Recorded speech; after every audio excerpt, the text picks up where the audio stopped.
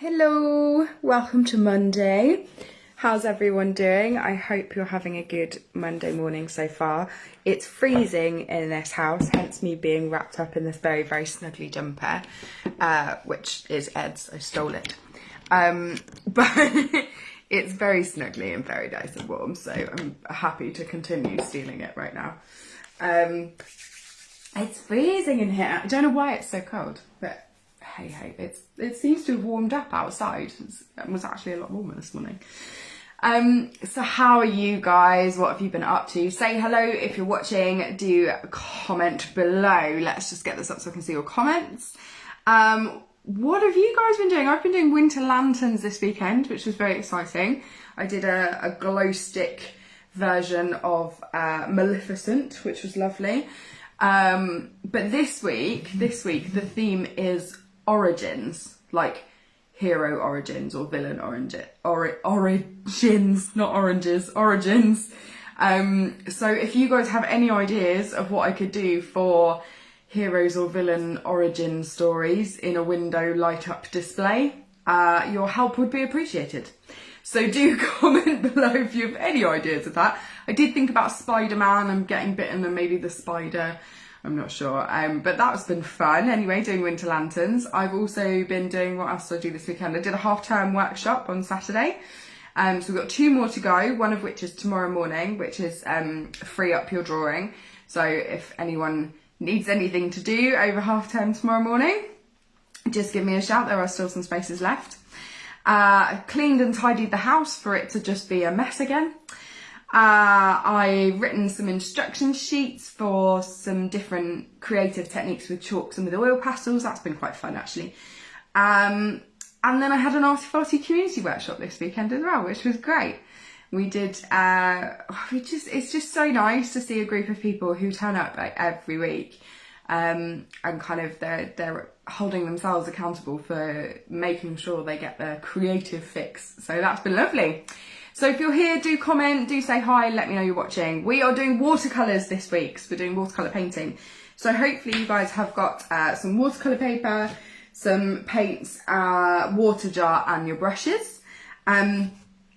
If you don't have watercolour paper, because I know some people kind of have the paints but don't necessarily always have the paper, because it's the thing you run out of the most, you can just do it on normal paper. But it's not as absorbent, so that's the difference between normal paper and watercolour paper. So it's not as absorbent. So just use less water with your paints, much less water with your paints. That's the only thing I would say. Now, because this week was, yesterday, was Terracotta week on the Great Pottery Throwdown. I don't know if anyone else is watching that. But it's absolutely brilliant. It's such a good show. So we're going to paint some terracotta pots with some herbs and things in it as well. So we're going to get started on that. Oh, Katie, hello Katie. Will this be available on the page after the live? Yes. So all of our Facebook lives are always available and saved to our Facebook page afterwards. So you can always go back and catch up later on when you've got 5 minutes. But do post in the comments your beautiful artwork, because we want to see them. We want to see what you've done. So I'm going to drop you guys down and crack on. I have my paints at the ready, and I've actually already mixed up a colour. I've actually not been so lazy and actually done a colour mixing as well. Hello Wendy, glad we're back to watercolours. Do you prefer the watercolours? No worries Katie, no worries at all. Do post your pictures though, I want to see them. Yes, so I've actually done some colour mixing. So I've mixed, this is actually dried because I used it yesterday. But I've mixed up just a bit of yellow, a bit of orange and a tiny bit of red in there to give us a really nice kind of terracotta base colour anyway. We're going to use lots of different colours within it while it's still wet, but it just gives us a nice base colour. So I'm going to drop you guys down and then you can see what I'm doing, hopefully. And I'm going to try and paint with this enormous jumper on, but it is nice and snuggly and warm. Right. So I'm using a fairly thin brush because I want to get some nice edges, and I'm just going to go for it with this orangey terracotta-y colour that I've made up here.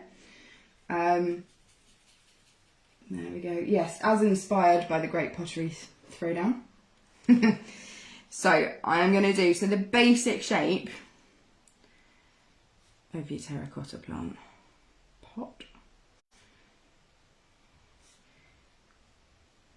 There we go. So a bit thinner at the bottom, bit thicker at the top, and then make sure you go out for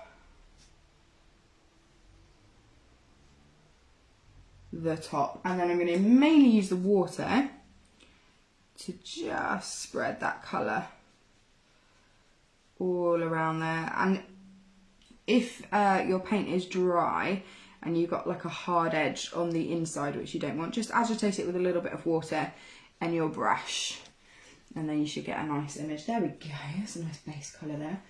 Just add a bit more water to that.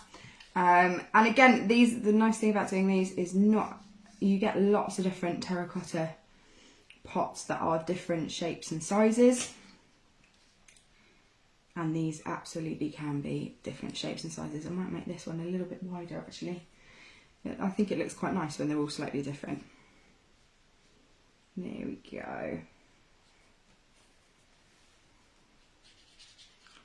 And again, I'm just going to use a bit of water to fill in that colour in the middle.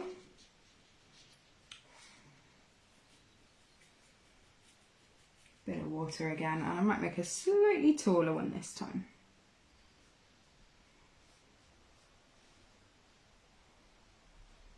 Slightly taller, thinner one to work with. Now, most terracotta pots, when you work with them, I don't know if anyone's a keen gardener and usually works with terracotta pots outdoors, especially herb gardens. Actually, we could paint something like herbs in these. So when you buy them, you tend to buy a base with them as well, so it captures all the water at the bottom, gives a good drainage system. Look at me talking about drainage systems. Not a gardener at all. So I'm literally going to paint a thin line, exactly the same as we did with the pots, but slightly smaller. So hopefully you can see that on that end one. And I'm just going to do exactly the same with the others as well. If you guys have a free hand, I know you're probably catching up with the painting going on here, but if you do have a free hand, do just comment for me where you guys have heard about us and where you found us. Because in this day and age of Facebook, and that's being the only advertising place that we can use, it's useful to know if you've heard about us from like a group. There's so many Facebook groups out there, aren't there? So many local ones as well. There we go. Just going to try and even those up a little bit together. There we go. I'm quite happy with those now. So I haven't used a massive amount of water because I do want it to dry a little bit. And then I'm going to basically just use the paint straight from the tin. So I'm going to go with some yellows, if I move that out of the way. And then you guys should be able to see all the colours that I've got here. So I've got some beautiful yellows coming in here as well, and we want to use some yellows. And you can see that I'm literally dabbing it in at almost at the right angles here. And I'm going to dab that in at the top. And we're doing this while everything's still a little bit wet. I'm just using Instagram or Facebook from Katie. Excellent. From you. Thanks, Mum. Yes, my family do all get told everything that I'm doing. There we go. You can see that this one's starting on the right, starting to dry a little bit quicker than the others as well. Yeah, Facebook and Instagram are good for advertising. There we go. So I'm going to use some good red in here as well. I'm only using tiny bits of the red. And then I will show you guys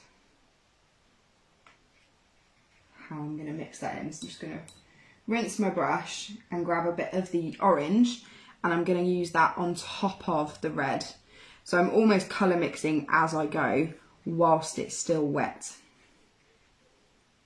Just see a little bit more orange, just to take the edge off the kind of the pinkness of the red really that you've got going on there. That's a bit better. I'm a bit happier with that now. And then I'm just going to go for some of the browns, so particularly the lighter ones. It's nice to have some of those in as well. Really nice colour. And so this is the style of painting that I quite like, is that you just get as much colour in as you possibly can, and it creates a bit of a texture. It creates light and shade in there as well. And whilst it's still wet, as you can see, it just kind of dissolves within it, which is lovely to see. Yeah, nice bit of brown on this one. There we go. And as it dries, you can start, so this one's pretty dry up here, you can start to create a bit of a shadow underneath, particularly the lip of where your terracotta pot would be. So if I hold that up and you guys can see that, you can see that as it's dried a bit more, I'm able to create a really nice line of shadow in there, which is very important. What brown am I using? This one. I've got too many browns. I think the others are still slightly too wet to create a bit more of a line, but you certainly can create a bit more down here as well. Now, some watercolour artists do actually go over with a fine liner afterwards as well, so you can get like a really nice sharp line. Typically more kind of urban art or urban looking art who tend to do that. Now, I'm going to turn that around and I'm just going to let those dry a little bit more before I can put in anything else. And I'm going to start putting in our beautiful herbs. I think I've decided to go for herbs. So I'm going to use a nice dark brown for the first one. And I'm going to paint something which looks a little bit like thyme. I'm pretty sure it's thyme. So I'm just going to use the very, very tip of the brush and try and get as thinner lines as possible. And I'm just going to wiggle them up together. As I say, just try and use the very tip of the brush. And some can be shorter, some can be bigger. There we go. Okie doke, and then I'm getting a nice green. It's quite a dark green, I think time's quite dark. And I'm literally just going to put little lines. That's all I'm painting. Again, I'm just using the very, very tip of the brush just to get those little lines of thyme coming out there.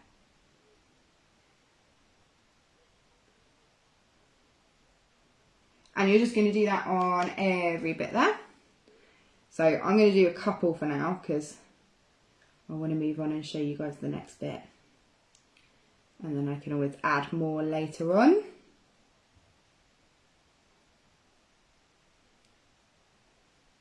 And this really does test the control of your brush as well.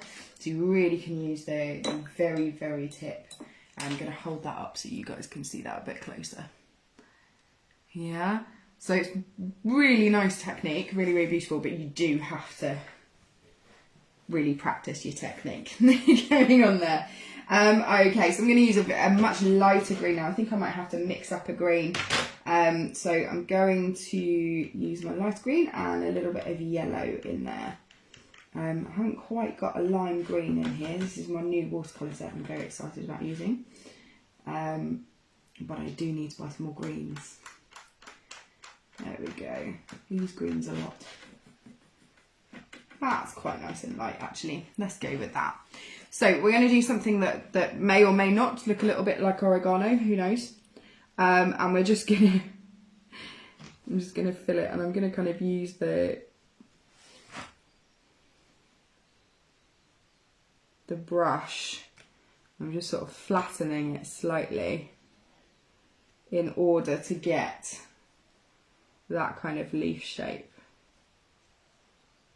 And you can, if you want to, you know, you could drop in a little bit of different coloured greens on there as well, just to make it, as I say, kind of blend as it goes on your page. So I'm just literally bending the brush as I'm going. Bending the brush. Oh, make sure you've got plenty of colour on there, otherwise you'll miss it like me. Okay. So you can see, again, I'm going to finish that off, but you can see the technique that's being used. So I'm literally just placing the brush and just squashing it slightly to get that really nice leaf shape. So before I do the third one, I'm just going to add some more colour to my other plant pots because I think they've probably dried enough. So I'm going to use my brown again. We've got a bit too much water on there, there we go. And I'm just going to line it up with where that lip is.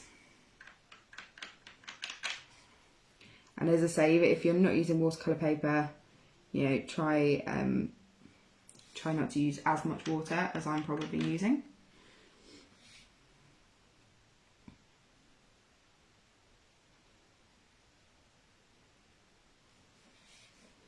There we go, so you can see that it's just starting to fade away. I think this one's going to be a bit stronger. So where it's dried too much, like in here, has possibly dried a little bit too much. I'm just going to use a bit of water on my brush and bring the water up to the pigment so that it doesn't have that really hard edge to it. And again, we can start adding bits just on the edge just to define it a little bit more. There we go. I think I'm going to have to wait for that one to dry a bit more. But you can really see those terracotta pots taking shape now. You've got lots of lovely shadows in there as well, just where it's coming into contact with the lip or with the holding plate at the bottom, water plate. Beautiful. I'm really happy with these. Can't wait to see yours. Right, so let's do the last plant. So we're going to go with, I'm going to go with more of a sagey type green, and I'm going to paint, well, it could look like sage, it could look like dill. It's entirely up to you what you think. So I'm just going to paint a few lines kind of coming in together, so that they sort of come into the round a bit more. And there we go, that'll do. And I'm just going to paint very thin leaves coming off and hopefully coming up to a point. Now this again is really good for kind of teaching you the control over your brush and really using the tip. Try not to press too hard. Of course, one trick if you're finding it really difficult and to not press too hard, one trick to this is actually just use a much bigger piece of paper. Obviously I'm only using a little piece of A5, but if you do struggle with the control of it, definitely bigger paper is easier to work with. There we go. So once you get into it, it gets a bit easier. You can just start dragging them up. You can, I'll let you guys decide what herb that is. It might be a made up herb. It kind of looks like dill or something. Tarragon, that's what I was thinking of, not dill, tarragon. That's what it reminds me of. There you go. So you could paint flowers obviously on top of them if you want to paint flowers. It's entirely up to you. I quite like my little herbs. They're quite nice.